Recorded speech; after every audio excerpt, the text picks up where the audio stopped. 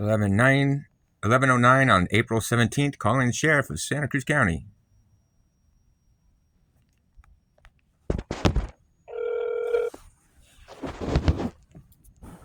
Good morning, Sheriff's Office. Hi, good morning. Who am I speaking with? My name is Bree. Hi, Bree. I have some communication issues. Definitely trying to make sure that my upset doesn't deflect to the wrong party. No problem. How can I help you? Well, Chris used to be the undersheriff in charge of Professional and Standards. What Chris did to me as his last act as Professional and Standards officer, avoiding doing an intake with me, and then his first act as sheriff has been to try to contain that.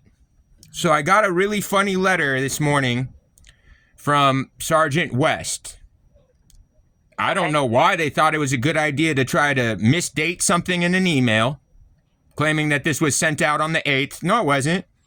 But not only that, I had, again, reassured to document the beginning of this week that I have been refused access to Professional and Standards. No one will take an intake with me for months now.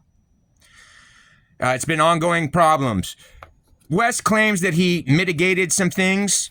Unfortunately, there's not even a complaint file number issued to my complaint.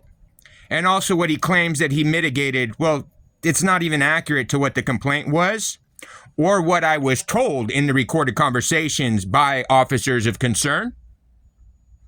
My problem is that right now he's stating one thing, that somehow this case got closed and it was supposed to go to Santa Rosa.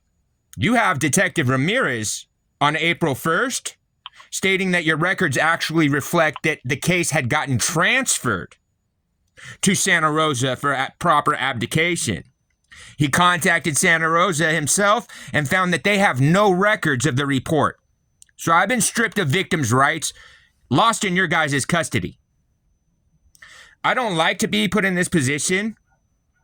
No one's supposed to be in this position. It's not my fault that officers can't follow simple SOPs so we don't find ourselves in this position. You have West trying to allege now that I reported to Engelhardt that, all these threats happened to me in Santa Rosa. No, they hadn't. They stopped in June of 24. I arrived there in September of 24, because my mom, Anita Gabriel, who I have the legal history with in Santa Cruz, asked me to come down, and she did an online report with Watsonville PD and even asked, and I have documentation where she assured that, no, this was definitely something that they could follow up with. So I came down to Santa Cruz because I was denied reporting in Santa Rosa. I was being victimized badly there. So what ends up happening, I come to try to call. My mom's somehow busy. She can't seem to follow up. So I call sheriffs requesting service to report terroristic threats, not against my life, because I get it. You guys don't like me. I don't have civil rights. You guys don't care about me. As Dimmick has proven since 2010 with his incompetence to follow SOP getting us here. What ends up happening is somehow you guys claim that call where there's a recorded call with Deputy Fish assuring me, giving me case number 2407002, that this is a very serious matter, that this is getting investigated. Then everybody goes silent on me. Then what I ended up finding out later, well, Cooper ended up telling me that, it had been closed out. It's a ghost number. We can't do anything about it. So then I get you guys, the company that owns the phone number, assuring that they will release the identity of their subscriber to law enforcement. So then we play these more games. Then Cooper tells me that, they moved that case on to investigations. And then they gave me Engelhardt. These people didn't tell me that they started a new criminal report number because they hid the first round of threats that I reported. What ended up happening while I was still in Santa Cruz, in Capitola, where I dealt with Fish, I get threatened on September 8th and September 10th. Now escalating to challenge me to either kill myself or be prepared to be in prison with a dick in my ass for the rest of my life.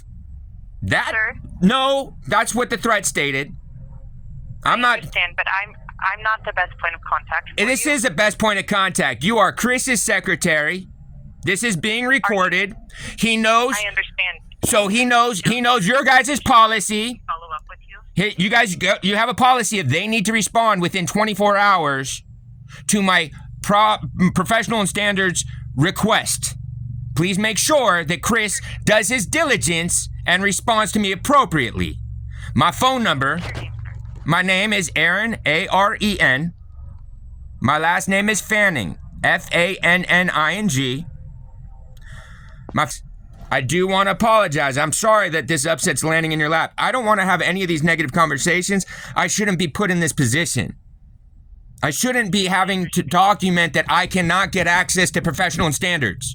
That's extortion of like a base civil right. Okay, I understand. I will pass this information and then you'll get a call back, okay? Yeah, so I will go ahead and forward the copy of this call to Chris. I'll forward it off to Dimmick, who's the party of liability. I'll forward it to the Board of Supervisors as well. And I'll file a tort claim in 24 hours if I'm not appropriately responded per policy. Thank you.